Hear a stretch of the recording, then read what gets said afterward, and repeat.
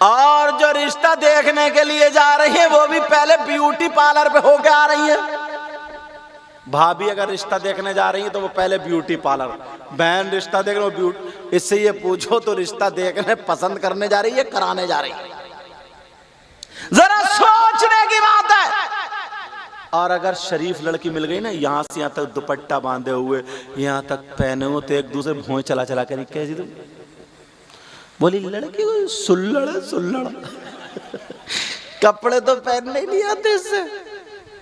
और अगर मिल गई ना वो चंडी मुंडी, ब्यूटी पार्लर से चुटियां फेंकती हुई, इधर से उधर पट्टे लहराती हुई, और हैंडबैग बोलते हैं उसको, गले में डाले हुए, इतनी ऊंची हिल और आ रहा है जैसे ऊंट, समझे, झटके मारता हुआ इधर से उधर, सब कह रहा अरे ये है देखो लड़की, भाभी है ये, चांद का टुकड़ा आई है, ये है चांद का टुकड़ा।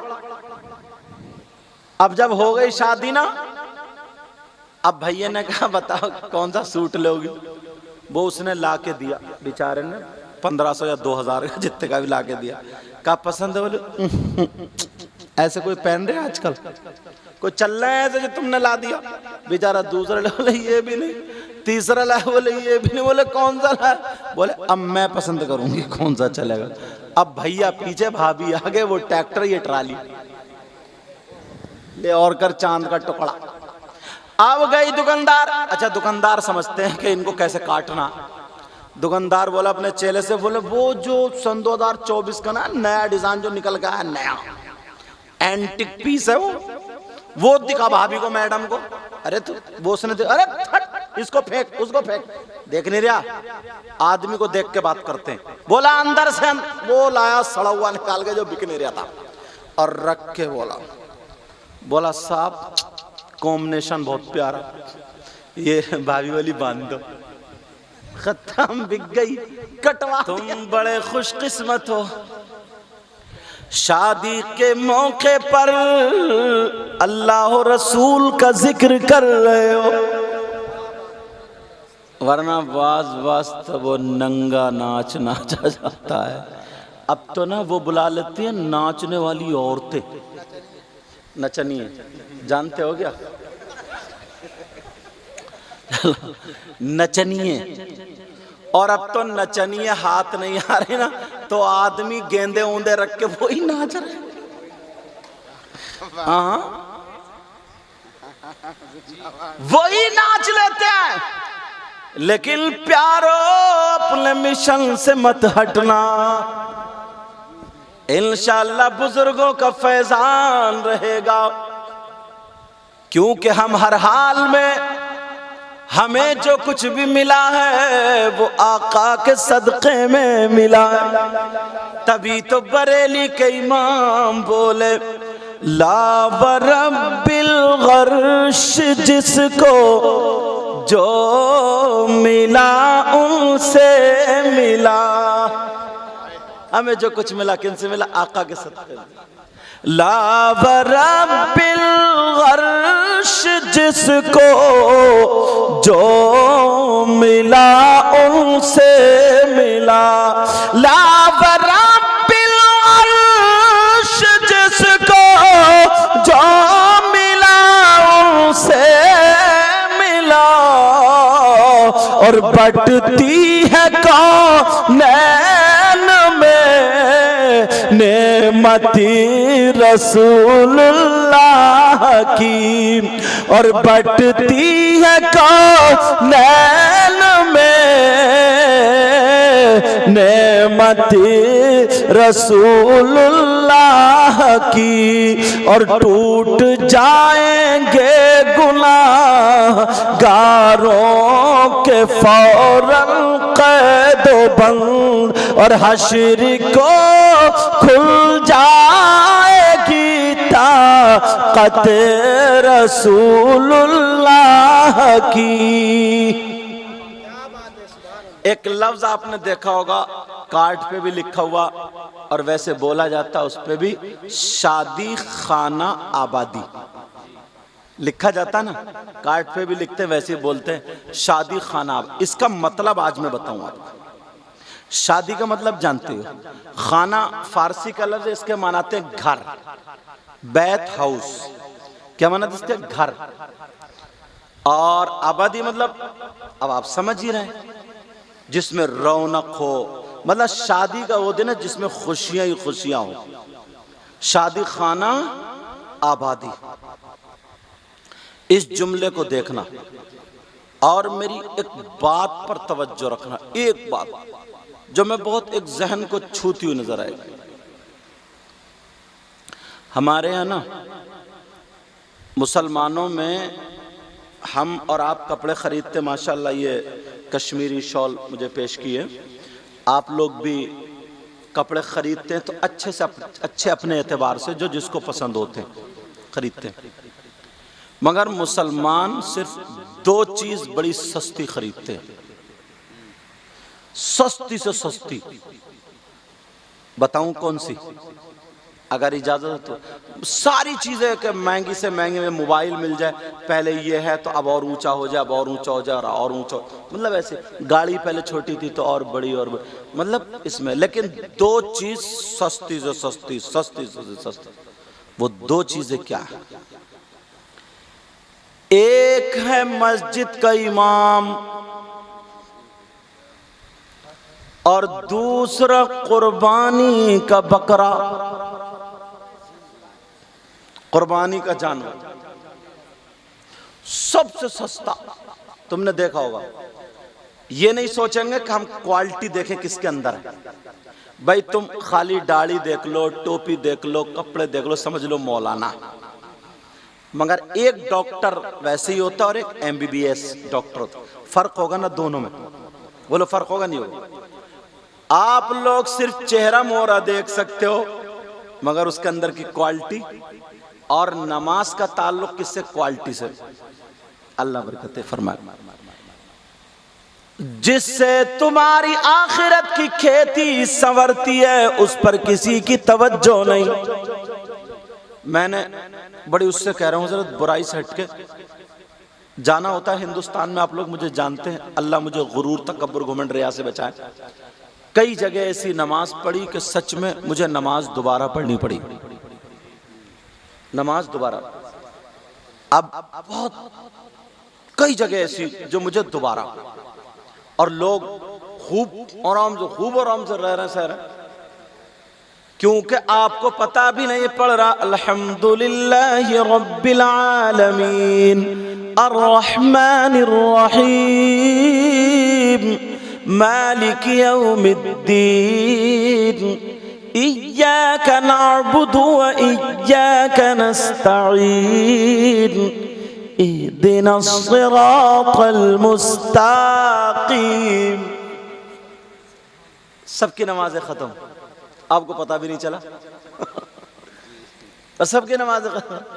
अखिदना मुस्तकीम, आप समझे कितना प्यारा पड़ रहा है। मगर MBBS डॉक्टर ना, अगर सर में दर्द है तो पट्टी पाँव में नहीं बांधेगा, वो पाँव में पट्टी नहीं बांधेगा। और जिसे पता ही नहीं है, तुम दस्तों की दवा लेने गए और उसने नज़ले की दवा दे दी, कहो मैं डॉक्टर के पास से आया हूं, तो सबसे ज्यादा सस्ती इंसान दो चीजें, एक तो इमाम, दूसरा कुर्बानी का बकरा। ये सोचता अगर 11,000 या 15,000 या 30,000 की भैंस वगैरह कोई जानवर मिल रहा है तो सोचता 2,000 जरा बचा के ले लूं, चाहे ईदगाह तक भी लंगड़ा लंगड़ा के पहुंचे, समझे। बकरे उसकी कोक पिचकी हुई, ऐसे चल रहा, मगर बच्चे गले में हाथ डाल के घुमाते फिर कुर्बानी होगी इस मरगिल्ले की। जरा सोचो, गौर करो, नेकियों में इतना पीछे, 5 वक्त की नमाज का तुम्हारा ताल्लुक है। अपना घर बनाते हो तो चॉइस का कलर रखते हो, अपना घर बनाते हो टाइल्स पत्थर और कूलर AC पंखे सारी चीजें, और नमाज के मामलात में तुम्हें कोई भी वद नहीं आ रहा है जी, चलो चलने दो, आज 2000 का मिल जाए, ज्यादा में ज्यादा 6000 का मिल जाए, 8000 का मिल जाए। अब मुझे बताओ, अगर जो MBBS डॉक्टर होगा, जिसने अगर ढंग से पढ़ा होगा, वो तुम्हारे 8-6 हजार में रह सकता है क्या? सोचने की बात है। और एक आदमी का मामला नहीं है, ये पूरे गांव का मामला है, मगर इस पर लोगों की तवज्जो नहीं है। ऐसे ही कुर्बानी पर, तुम्हारा गांव है ये खमड़िया शरीफ, मुसलमानों का गांव है। अब मुझे लगता है, मैं अंदाजे से बता रहा हूं, अभी घूमा नहीं हूं, 100 घर तो होंगे ही, 100 से ज्यादा होंगे, 400 घर मुसलमानों के, 400 घर होंगे, 400 से 50 और कम कर लो, 300-350 तो होंगे, 300 तो होंगे ही पक्के में, इतने घर तो हैं। और कोई भी घर ऐसा नहीं होगा जिस पे कुर्बानी वाजिब ना हो इस दौर में, क्योंकि कम से कम उसकी 1 बीघा जमीन तो होगी, और जिस पे 1 बीघा जमीन है वो कुर्बानी करने के लायक हो जाता है, उस पे वाजिब हो जाती है। अब जरा 400 घरों में देख लियो, मुश्किल से तुम्हारे यहाँ 50 होती होंगी। ये भी मैंने ज्यादा करके बता दी, हाँ ज्यादा होती है।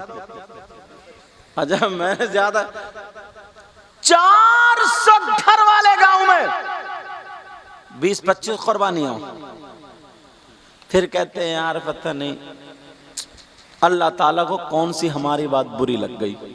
अच्छा, तुम ये तो देखो तुम्हारी अच्छी कौन सी है, कौन सा काम किया। हजरत इब्राहिम अलैहिस्सलातु वस्सलाम के बेटे बुढ़ापे में हजरत इस्माइल हुए, इम्तिहान वहां से शुरू हुआ। कहा ख्वाब में, कहा इब्राहिम हमारी राह में, अल्लाह ने कहा हमारी राह में कुछ कुर्बान करो। 100 ऊंट कुर्बान कर दिए, फिर रात में कुर्बान करो, 100 ऊंट कुर्बान, फिर रात में 100 ऊंट कुर्बान। अब ऊंट भी खत्म। कहा मौला अब क्या कुर्बान करे, सारी कुर्बानी तो दे दी। कहा जो माल से ज्यादा जिससे तुम मोहब्बत करते हो उसकी कुर्बानी दो। समझ गए, वो तो बेटा ही है, वो तो औलाद ही है। अब बीवी से कह दिया, बीवी का नाम हजरत हाजरा, उनसे कह दिया हाजरा बेटे को तैयार कर दो, अपने दोस्त की मुलाकात के लिए ले जा रहा हूं। बेटे को तैयार कर दिया, बाल काट दिए, का साथ में छुरी भी रख दो, रस्सी भी रख दो। बीबी ने रख दी, चलते चले जा रहे। अब शैतान बरगलाने के लिए आ गए और कहने लगा, ओ बीबी हाजरा, अल्लाह ने इकलौता तुम्हारा बेटा तुम्हें अता फरमाया इतनी उम्र के बाद, और वो भी इब्राहिम अलैहिस्सलाम ख्वाब की बिना पर अपने बेटे को कुर्बान करने जा रहे हैं। कहा नहीं नहीं, वो तो दावत में लेके गए। कहा कोई रस्सी और छुरी लेके जाता है। कहा क्यों कर कुर्बान करेंगे? कहा अल्लाह का हुक्म यही है। तो हजरत हाजरा कहने लगी तू जरूर शैतान मरदूद है, अल्लाह के हुक्म में देरी कर रहा, अल्लाह के हुक्म में बचाने के लिए, अल्लाह के हुक्म में रखना डालने के लिए, तू फन्नी लगाने के लिए। हजरत हाजरा कहने लगी अगर इस्माइल जैसे अल्लाह ताला मुझे 1000 बेटे अता फरमाए तब भी मैं अल्लाह की राह में कुर्बान कर दूं। वैसे बहुत कुर्बानी हमने ये कुर्बानी दी, हमने वो कुर्बानी दी। वहां भी शैतान का पंजा नहीं चला। अब इस इब्राहिम अलैहिस्सलाम के पास है, तुम्हारा बेटा है, ख्वाब की बिना पर उन्होंने भी यही जवाब दिया। अब हजरत इस्माइल के पास आया, तुम्हारे बाप तुम्हें काले जा रहे हैं दावत में। दावत में नहीं, तुम्हें कुर्बान करेंगे, छुरी और रस्सी। कहा अच्छा, कहा अगर अल्लाह की मर्जी है तो मैं भी राजी। जब इतना कहा तो कहा बाबा ये कौन है? ये हजरत इब्राहीम अलैहिस्सलाम ने कंकरियां उठाई, छोटे छोटे पत्थर उठाए और शैतान के मारे शैतान भागता हुआ चला गया। अल्लाह ताला को ये अदा इतनी पसंद आई, इतनी पसंद आई, दुनिया के सारे हाजी हज को जाते हैं तो आज हुक्म होता है, जबकि वहां पर शैतान तो नहीं खड़ा, मगर हुक्म होता है मेरे बंदे इब्राहीम की इस अदा को अपनाओ, तभी तुम्हारा हज कबूल होगा। दुनिया के सारे हाजी, आप गए होगे उम्रा करने, जो मक्के मदीने गए उन्हें देखा होगा, अब तो खाली थाम पिल्लर है तो बड़े, उस पे ही लोग मार, मगर अदा। अरे यार, जब हजरत इब्राहीम छोटे से थे, दूध पीते, तो हजरत इस्माइल, तो हजरत इब्राहीम ने अपनी बीवी हाजरा उनको वहां छोड़ दिया था। तो जब एक तोशेदान में खजूरें दे दी, पानी दे दिया था, वो खत्म हो गया। गर्मी आज के दौर की खत्म हो गया, अब क्या करें, ना खाने को ना पीने को, यहां तक के खाने की ना खाने की वजह से, ना पीने की वजह से छाती का दूध भी खुशक हो गया। अब बच्चे को क्या पिलाएं, अब पानी की तलाश। हजरत इस्माइल रो रहे थे तो उन्होंने वहां पे बच्चे को रख दिया और पानी उस पहाड़ी पे चढ़ के देखने जा रही थी कि देखूं कौवे कहां उड़ रहे हैं, जहां उड़ रहे होंगे वहीं पानी होगा। तो जब पहाड़ी इस पे से आती है तो नीचे जो घाटी आती है ना, तो हजरत इस्माइल को पीछे देखती जा रही है, देखती जा रही। जब घाटी में जाए तो दिखना बंद हो जाए, तो यहां से तेज दौड़ के जाती थी।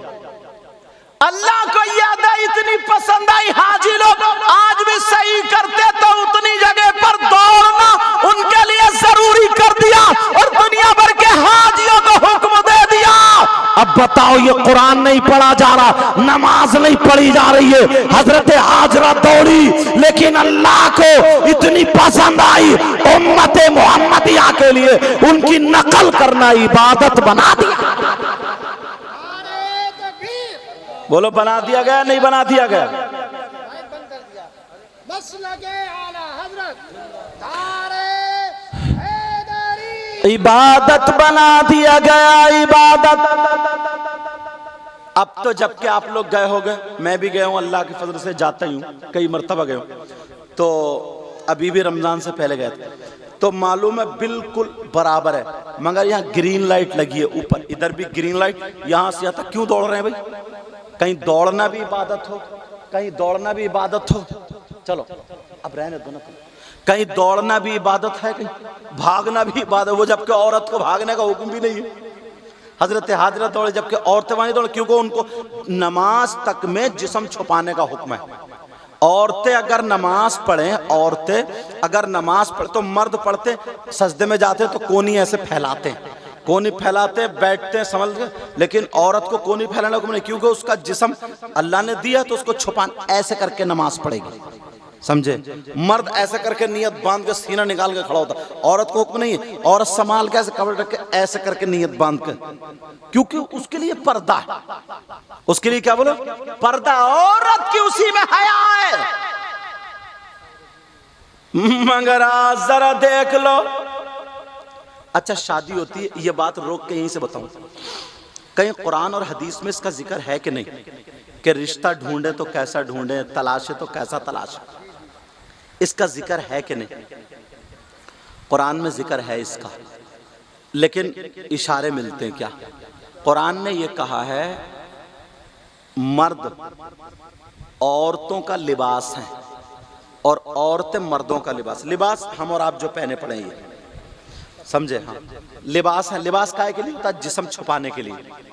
मतलब औरतें किसका लिबास है? बोलो, मर्दों का। मर्द किसका? कुरान ने ये क्यों नहीं कहा कि औरतें मर्दों की बीवियां और मर्द औरतों के शौहर? ये भी तो इस आयत में कह सकता है, लेकिन नहीं। लिबास क्यों कहा? इसलिए कहा कि हर एक को इख्तियार है, जब तुम जाओ तो लिबास अपनी आंखों से देखो। समझ रहे मेरी बात? लिबास देख लेना, जैसे हम और आप अपनी बेटी के लिए, अपने बेटे के लिए कहीं मार्केट में लिबास देखने जाते हैं तो उसका कलर भी देखते हैं, कहीं दाग धब्बा तो नहीं है, फटा हुआ तो नहीं है, किसी तरीके की कोई बात तो नहीं है। तुमने कहा कि ये कपड़ा पसंद है साहब, इस कलर का निकाल दो, यही थान।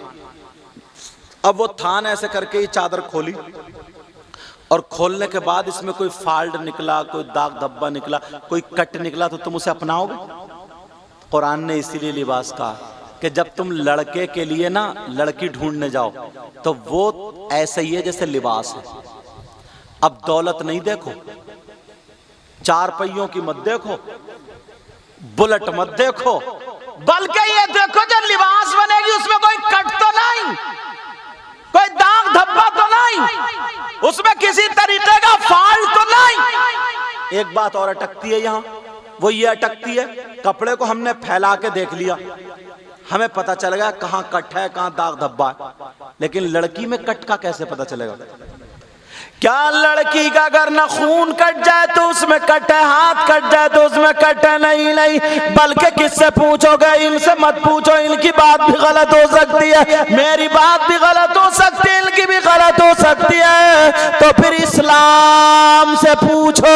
किससे पूछोगे? बोले इस्लाम से। कौन सा इस्लाम? अगर तुम्हारे गांव में कोई इस्लाम रहता हो तो उसके घर जाके मत पूछना कि इस्लाम तू बता, बल्कि मजहब इस्लाम से, शरीयत मुस्तफा से, कानून मुस्तफा से, जो शरीयत मुस्तफा है, शरीयत मुस्तफा है, कुरान और हदीस के आकाम है, उनसे पूछो, मजहब इस्लाम से पूछो। इस्लाम तू बता, तू बता औरत में कट का क्या मतलब है? तो इस्लाम ये बताता है अगर हाथ कट जाए तो उसमें कट का मतलब नहीं, अगर पाँव कट जाए उसमें कट का मतलब नहीं, कहीं सब्जी काटते हुए या हथेली पे कट हो जाए उसमें कट का मतलब नहीं, बल्कि इस्लाम ये कहता है अगर कोई लड़की बगैर दुपट्टे के घूमती है इस्लामी एतबार से उसमें कट है, अगर कोई लड़की बगैर आस्तीन का पहनती है इस्लामी एतबार से कट है,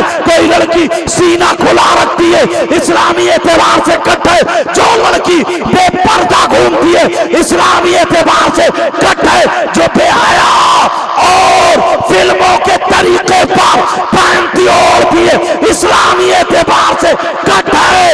अब तुम्हें दौलत नहीं देखना, बल्कि ये देखना कि इसमें कट है कि नहीं।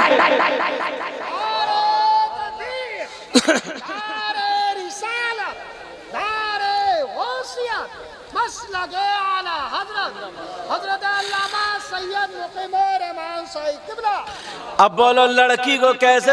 मगर यार ये तो कह लिया ना, अम्मा जो है ना, अम्मा बुरा मत मानियो, देखियो मेरी तकरीर थोड़ी ओपन होती, अम्मा जो है ना, अम्मा उसके भी ना जब तक इतनी लंबी झुमकी ना मिल जाए ना, कान चिर ना जाए, तो इस मुंह फैलिया का भी मुंह बंद नहीं होता है। और जब मिल गए इतने बड़े लंबे झुमके ना, कहती है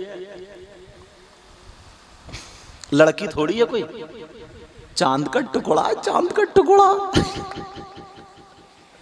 और अगर जहां कुछ नहीं मिला मुंह कोली, मेरे बेटे का तो नसीब फूट गया, पता नहीं कहां कम वक्तों में भिड़ गई मैं, समझे?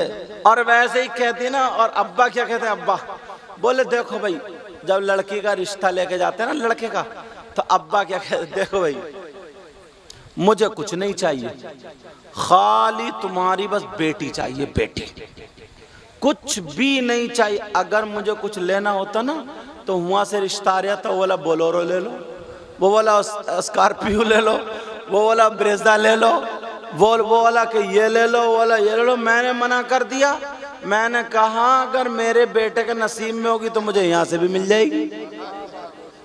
कर दी पक्की, पक्की मांगने का अंदाज देखो, कुछ भी नहीं लिया और सब कुछ मार दिया। और जो रिश्ता देखने के लिए जा रही है वो भी पहले ब्यूटी पार्लर पे होके आ रही है। भाभी अगर रिश्ता देखने जा रही है तो वो पहले ब्यूटी पार्लर, बहन रिश्ता देखने वो ब्यूटी। इससे ये पूछो तो रिश्ता देखने पसंद करने जा रही है, कराने जा रही है? जरा सोचने की बात है। और अगर शरीफ लड़की मिल गई ना, यहाँ से यहाँ तक दुपट्टा बांधे हुए, यहाँ तक पहने हुए, तो एक दूसरे भोंय चला चला कर कैसी तुम बोली लड़की को सुल्लड़ सुल्लड़ कपड़े तो पहनने नहीं आते इससे। और अगर मिल गई ना वो चंडी मुंडी, ब्यूटी पार्लर से चुटियां फेंकती हुई इधर से उधर पट्टे लहराती हुई और हैंडबैग बोलते हैं उसको, गले में डाले हुए इतनी ऊंची हिल और आ रहा है जैसे ऊंट, समझे, झटके मारता हुआ इधर से उधर सब कह रहा, अरे ये है देखो लड़की, भाभी है ये, चांद का टुकड़ा आई है, ये है चांद का टुकड़ा। अब जब हो गई शादी ना, अब भैया ने कहा बताओ कौन सा सूट लोगी, वो उसने ला के दिया, बेचारे ने 1500 या 2000 का जितने का भी ला के दिया। कहा पसंद है? बोले ऐसे कोई पहन रहे आजकल, कोई चल रहा है ऐसे जो तुमने ला दिया। बेचारा दूसरा ला, बोले ये भी नहीं, तीसरा ला, बोले ये भी नहीं, बोले कौन सा ला, बोले अब मैं पसंद करूंगी कौन सा चलेगा। अब भैया पीछे, भाभी आगे, वो ट्रैक्टर ये ट्राली ले और कर चांद का टुकड़ा। अब गई दुकानदार, अच्छा दुकानदार समझते हैं कि इनको कैसे काटना। दुकानदार बोला अपने चेले से, बोले वो जो सन 2024 का ना नया डिजाइन जो निकल गया है, नया एंटिक पीस है वो दिखा भाभी को, मैडम को। अरे तो वो उसने अरे फट, इसको फेंक उसको फेंक, देख नहीं रहा, आदमी को देख के बात करते हैं। बोला अंदर से वो लाया सड़ा हुआ निकाल के जो बिक नहीं रहा था और रख के बोला साहब कॉम्बिनेशन बहुत प्यारा, ये भाभी वाली बांध दो। खत्म, बिक गई, कटवा दिया तुम्हें। और अगर कोई शरीफ जादी, कोई अच्छी नमाज पढ़ने वाली अगर ला दिया तो कहा पूछा कैसा का तुम्हें पसंद, अगर मिट्टी पिना दोगे तो मेरे लिए हीरे जवाहरात से अफजल है। ऐसी बच्चियां तलाशो, मगर क्या करें, लड़के का पेट ही नहीं।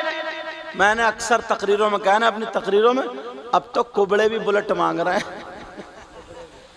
हाँ, जो टेढ़े टेढ़े चल रहे हैं लहराते हुए, समझे, सांप की तरह लहराते हुए, वो भी बुलेट मांग रहे हैं। बुलेट, समझे, इससे ये पूछो कूला है तेरा उधर और बुलेट की गद्दी इधर, खा के रखेगा तू भाई, मगर चाहिए इसको बड़े को भी। तौबा तौबा हालत। पहले बाजारों में तुमने देखा होगा गधे बिकते थे, घोड़े बिकते थे, बैल बिकते थे, खच्चर बिकते थे। अब लड़के वाले शादी के मौके पर अपने लड़कों को बेच रहे हैं। 4-4 लाख रुपए की मंगनी, 3-3 लाख। और अब तो ना अब्बा के लिए एक्टिवा आ रही, एक्टिवा बोलते स्कूटी को, हो यही नाम है ना, तुम बताओ ना कहाँ देख रहे हो। ये पैसे गिनने के चक्कर में उन्हें यार क्या कहा मैंने, बताइए। लो, ये भी हिंदुस्तान में, और अभी ये पैसे आने लगेगा, नारे तकबीर, नारे रिसालत। हाँ चलो तवज्जो रखो इधर। अब जो थी सब इसका कोई भरोसा नहीं, समझे, अब महंग रहे एक्टिवा। ऐसे हालात हैं। मगर मैं फिर कहूंगा, कुरान ने कहा लिबासुल लकुम व अंतुम लिबासुल लहुम। ऐसी लड़कियां, ऐसे लड़के तलाशो जो तुम्हारे घर में जहेज लाएं या ना लाएं, मगर सैयदा फातिमा की कनीज जरूर लेके आए। मगर आप लोगों के लिए बताऊं, देखियो कितने सीधे हो, कितने भोले हो। एक बात बताओ, अगर मैक वालों कहाँ है, ये तुम्हारा मैक कोई चुरा के ले जाए संभल के रखियो, कह दिया मैंने, अगर चुरा के ले जाए तो बताओ तुम उसे इनाम दोगे क्या? नहीं दे सकते ना। कोई किसी की कुर्सी ले जाए, मोटरसाइकिल, चोर को इनाम दोगे? पकड़वा दोगे या प्रधान जी के पास लेके जाओगे, उस पर दंड डालोगे, दंड नहीं उससे वो चीज दिलवाओगे, या फिर थाने कचहरी हो जाएगी। बोलो है कि नहीं है? मगर कितने सीधे हो, कितने भोले हो तुम हो, आजकल चोर को इनाम देने लगे। चोरों को इनाम कहोगे हमने तो दिया नहीं। तुम्हारे कम से कम इस मजमे में 10 लोगों की शादी हो गई है, तो शादी वाले दिन क्या तुम्हारे जूते नहीं चुरे? अरे बोलते क्यों नहीं? जूते चुरे नहीं चुरे? चोरी तो चोरी है। जूते चुरे हैं तो तुमने चोर को पकड़वाया पुलिस से, लट फेरा उस पे, चोर को इनाम दिया कि नहीं दिया? अरे जो तो जूता चुरगा वो छोटी साली है, साले ने चुरा। बोलो ना इमाम साहब तुम्हारे चुराने भी हुई है कि नहीं हुई है? ये भी महफूज है, समझे। लेकिन सुनो, जब जूते चुरे तो अब चोर से पूछा जा रहा है तेरी डिमांड क्या, बोल तेरी मांग क्या बोल। उसने मांगा 10,000, ये बोले 8, 10, 10, 8, इसी में झगड़ा। एक बुजुर्ग आ गए, चचा मियाँ सीधे साधे, बोले हाँ क्या बात है? बोले ऐसे ऐसे बात है। बोले ऐसा करो 9 में फैसला कर लो। वो तो बोले 9 दो, दूल्हा मियाँ से बोले दो, इनका हक है वो तो। जब इतना कहा 9 में फैसला कर दो, इन चचा मियाँ ने कहा कि हक है हक। इन चचा मियाँ से ये पूछो चोर का हक जानते हो क्या?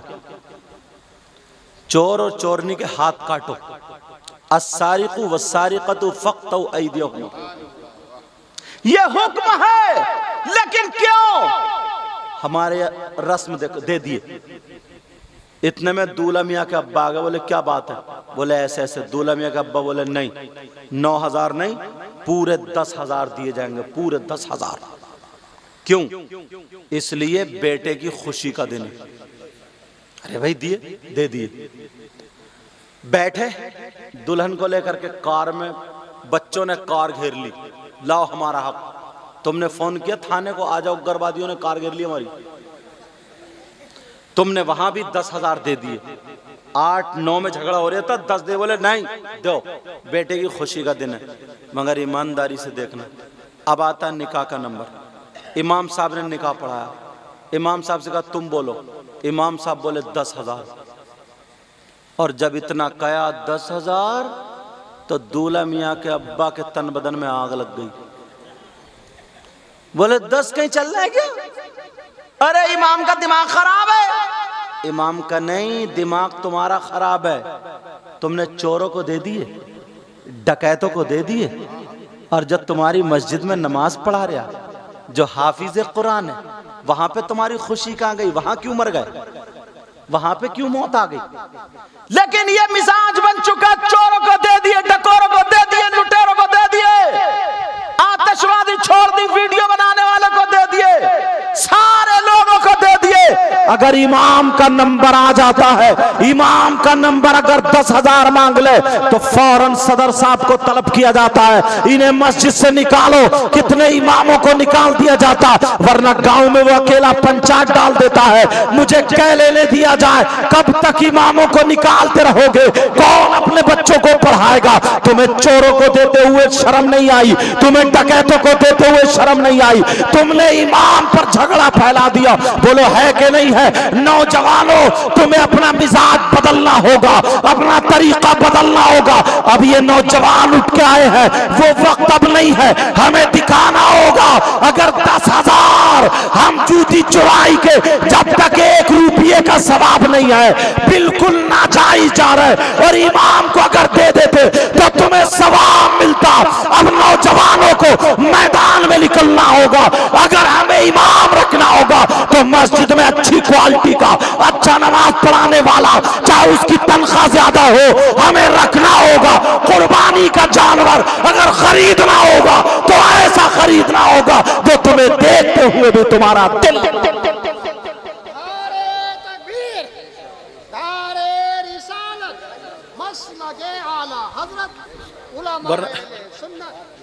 वरना कहां? इस तरफ ध्यान ही नहीं है, इस तरफ तवज्जो ही नहीं है। अपने बच्चों को पढ़ाओ। आज मुबारकबाद के लायक हैं शादी वाले। उनके अब्बा का क्या नाम? मोहम्मद आसिफ के। अरे इनसे हमारी मुलाकात है। हाँ माशाल्लाह, अच्छा, हाँ इनसे हमारी मुलाकात है। और मोहम्मद वाजिद से उसमें गए थे आपके गांव, क्या गांव है? पहाड़पुर, वहाँ तकरीर करने गए। मैंने मस्जिद पे तकरीर, माशाल्लाह मस्जिद तैयार हो गई नहीं? अल्हम्दुलिल्लाह मस्जिद शानदार तैयार हो गई। वहाँ मस्जिद का प्रोग्राम था, मैंने बयान, और लोगों ने जैसे मैं कहता गया पूछो ये, वैसे लोग नवाजते गए। तो तुमसे पैगाम है, एक तो शादियों से नाच गाने खेल कूद ये खुराफाते ख़त्म करो, क्योंकि ये ऐसा गुनाह है, सिर्फ अपने ही नहीं है, हमारी बहन बेटियां भी देख रही हैं, सारे लोग देख रहे हैं। बोले है कि नहीं? दूसरी बात यह है, अपनी मस्जिद का इमाम यार एक वो होता है ना मजदूर, कोई भी कुछ भी काम सीखा हुआ नहीं है तो 500 रुपये तो लेते ही है, लेता नहीं। अब वो रोजाना शाम को आके अपने बच्चों में सोता है, बोलो सोता नहीं सोता, आराम से रात भर सोता, फिर दूसरे दिन चला जाता। अब एक महीने में 500 रुपये कमाने वाला 15,000 रुपये हो रहे।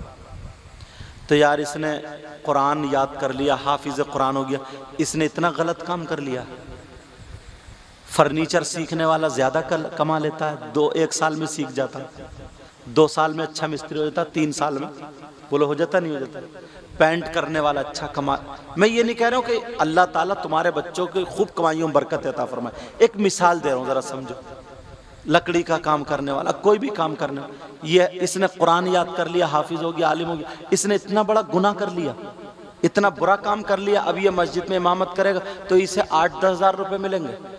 8-10 हज़ार में किसका खर्चा हो जाएगा जरा सोचो। आने वाले दिनों में कौन अपने बच्चों को पढ़ाएगा जब उसका ढंग से खर्चा ही नहीं होगा। उसकी अगर बेटी हो गई 3-4, शादी कैसे करेगा वो? तुमने कभी सोचा इस बात को? दीन को घटाने में सबसे बड़ा हाथ हमारा ही है।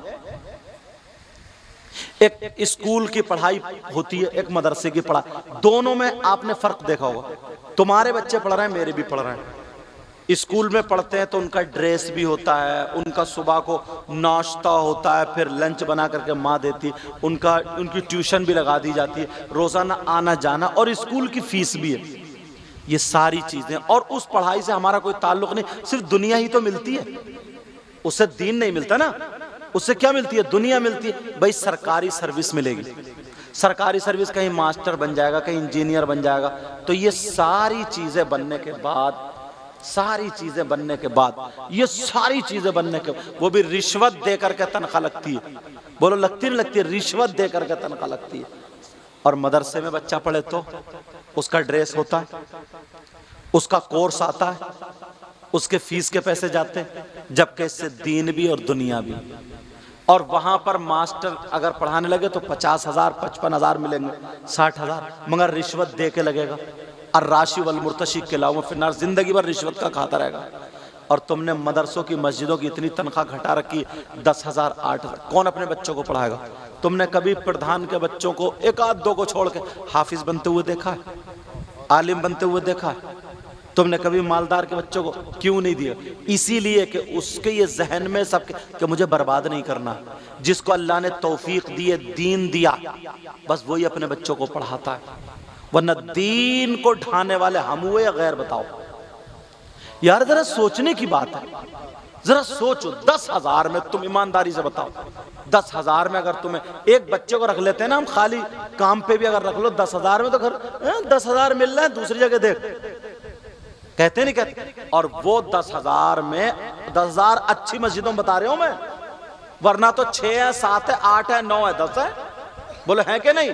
10,000 भी अच्छी मस्जिदों में 8 दिन तुम्हारे घर रहता है, उसकी बीबी इंतजार देखती है, बच्चे इंतजार देखते हैं, सबके बच्चे घूमने इधर उधर ब्याह शादी में जाते हैं, उसके बच्चे घर पे हैं या उसके पास, वो कहता नहीं अब्बू तुम्हारे जुमेरात को आएंगे, तुम्हारे अब्बू जुमेरात को आएंगे, तभी जाना बेटा। सारे जितने भी उनके अरमान है सब दबा रहे, जितने भी अरमान है सब दबाए जा रहे हैं। उसके बावजूद भी जुमेरात को पूरा गाँव, किसी के यहाँ फाता पड़ गई, किसी, वही एक घर तो है नहीं, पूरा गाँव है, किसी के यहाँ कुछ पड़ गया।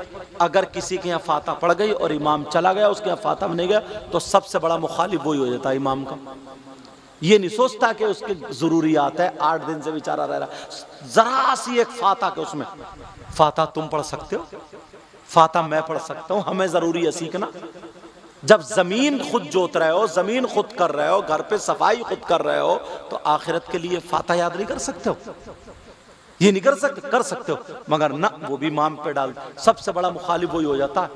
और जब घर से लौट के आता तो 2-4 को चढ़ा चढ़ू के बस इमाम को निकलवाने की बातें शुरू, निकलवाने की बातें शुरू। बोलो होता नहीं होता ऐसा? यार कैसे फिर लोग पढ़ाएंगे? तुम खुद बताओ कैसे पढ़ाएंगे?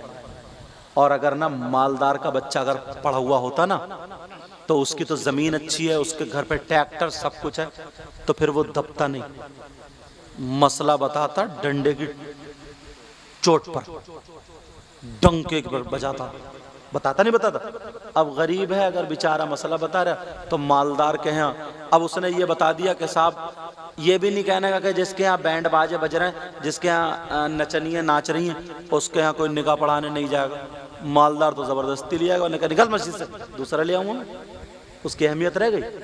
और अगर मालदार का होता उसे कोई निकाल सकता था? निकाल सकता? वो तनख्वाह लेता ही नहीं, और फ्री पढ़ाता, कहता मैं पढ़ा रहा हूँ, इमाम हूँ, आलिम हूँ, मेरे टक्कर का लाओ। अच्छा आदमी होता, मगर कहां। इसलिए नौजवानों तुम कमाओ, खूब अच्छे कमाओ, जो तुम्हारे काम चल रहे। बम्बई, दिल्ली, बेंगलोर, हैदराबाद, मैं दुबई तक जाता हूँ ना तो मुझे लड़के मिलते, कहते हैं सैयद साहब हम आपकी तकरीर सुनते मोबाइल में, यूँ होता तू होता, ऐसा मतलब बहुत सारे। तो यार दिल खुश होता है, ये हमारे इलाके के लड़के यहाँ तक कमाते हुए आ गए। कमाओ, कमाने के बाद इन चीज़ों पे ध्यान दो, ये बहुत नाजुक पहलू है, इस पे ध्यान दो। अपनी मस्जिद के लिए अच्छा आदमी, अपने मदरसे के लिए अच्छा आदमी, जो क्वालिटी पैदा करे, जो क्या करे, क्वालिटी। और ये पैसे से ही होगी, ये किससे होगी? पैसे से होगी, समझे? वरना तो तुम हर एक को लाकर रख लोगे। अब वो आलू और वो सब बराबर तो हो नहीं सकते साहब, आलू और बकरा बराबर तो हो नहीं सकते। आलू की सब्जी और बराबर उसकी सब्जी बराबर हो सकती क्या? नहीं हो सकती। और कितना समझाऊं? तो नौजवानों इस बात पे रहोगे ना। और जो लड़के ना मोबाइल चला करके खाली ना कुछ काम करते हैं, ना कुछ मोहल्लों में घूम रहे हैं, कुत्ते भौंका रहे हैं, वो भी नाकारा हैं, बेकार है। काम करो, काम करो, आगे बढ़ो। अल्लाह ताला हर एक को मौका देता आगे बढ़ने का, समझ में आ रही? और एक दूसरे की मदद करो, किसी की बहन बेटी की बेइज्जती मत चाओ, अपने माँ बाप के कहने से शादी करना, इंशाअल्लाह जिंदगी भर खुश रहो। ये मेरी बात लिख ली। बुजुर्गों से मोहब्बत रखना, अल्लाह वालों से मोहब्बत रखना, नमाजों की पाबंदी करना, हर शैतानी काम से जितना हो सके बचना, और हलाल कमाना, हलाल खाना। एक दूसरे को गांव में तकलीफ मत देना, किसी को पुलिस वगैरह ये दरादर के फ़ोन ऑन करके मत पकड़वाना, जहां तक हो सके उसकी मदद करना, समझाना, आपस में गद्दार मत बनना, वरना झगड़े करोगे तो 10,000 ये पुलिस को देंगे, 10,000 ये, 20,000 तुम्हारे ख़त्म हो जाएंगे, बर्बाद होते जाओगे, एक दूसरे से दिल नफरत होगी। नहीं, मोहब्बतें लाओ, पैगाम लाओ, चेहरों पे दाढ़ी, सर पे टोपी, नमाजें पढ़ो, पाक साफ रहो, हर बड़े की इज्जत करो, माँ बाप की इज्जत करो, नमाजियों की इज्जत करो, इमाम साहब की इज्जत करो, आलिमों की, और हर बड़े की इज्जत करो, हर बड़े की। समझ में आ रही बेटा? हर बड़े की इज्जत करो, ठीक है? और क्या कहूँ, ये शादी माशाल्लाह मोहम्मद आसिफ कहाँ है? अच्छा वो अभी गए, हाँ यहाँ बैठे थे, अभी गए। असल में वो वजह ये ना, जो मेहमान आ रहे हैं जा रहे हैं उनको भी देखना पड़ा। हाँ अभी बैठे थे, और बाप बैठे, ये है मोहम्मद वाजिद। बहरहाल अच्छे रहो, बुराइयों से बचो, अच्छे लोगों से मोहब्बत करो। बोला ऐसा करोगे ना, ऐसा करोगे इंशाल्लाह मैं तुम्हारे लिए दिल से दुआएं करूँगा। और तुम्हारे यहाँ यार अल्लाह वाले बहुत बड़े पाए के बुजुर्ग हैं, समझे? बहुत बड़े पाए के बुजुर्ग हैं, ठीक है? इंशाल्लाह मैं दिल से दुआएं करता हूँ, अल्लाह मौला इस गांव में बहारें अता फरमा, इस गांव में बरकतें अता फरमा, इनको इतना दे, इनकी दुनिया और आखिरत दोनों रोशन फरमा दे। मौला करीम इस शादी में खूब खूब बरकतें फरमा दे, रहमतों का नुज़ूल फरमा दे। ऐ अल्लाह अगर कोई बीमार हो तो शिफा दे दे, हर परेशानी से दूर फरमा दे। मेरे साथ में पढ़िए ला इलाहा इल्लल्लाह मुहम्मदुर रसूलुल्लाह व मा अलैना इल्लल बलाग। अस्सलामु अलैकुम व रहमतुल्लाह। सलातो सलाम पढ़।